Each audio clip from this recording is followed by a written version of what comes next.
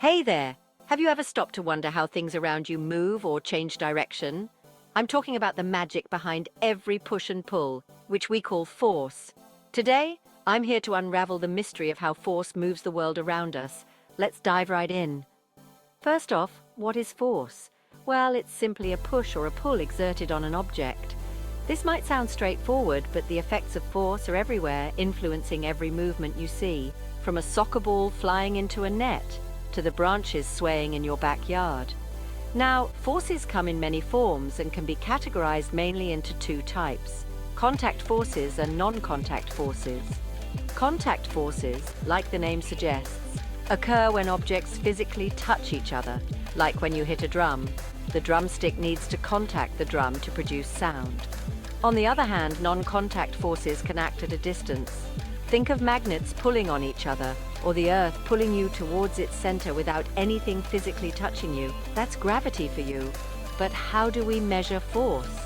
The unit of force in the International System of Units is the Newton, named after Sir Isaac Newton, who discovered the laws of motion. 1.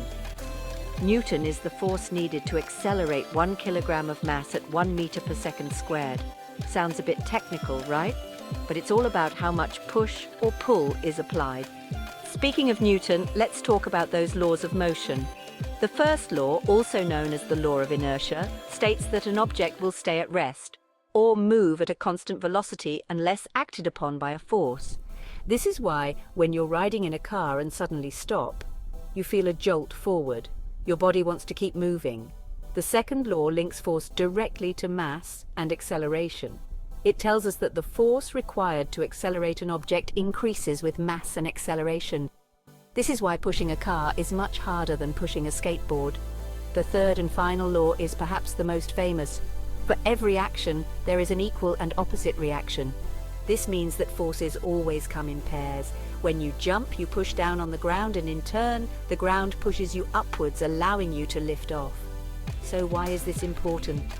Understanding forces not only helps us in everyday activities like driving, playing sports, or even texting on our phones, but it also aids in solving complex problems in engineering, architecture, and technology. Force is truly a fundamental aspect of our universe, shaping everything from the galaxies in the night sky to the tiniest particles of matter. So next time you throw a ball or simply walk down the street, remember, you're experiencing the laws of physics in action. Isn't that just incredible? Thanks for joining me today, and keep pushing forward.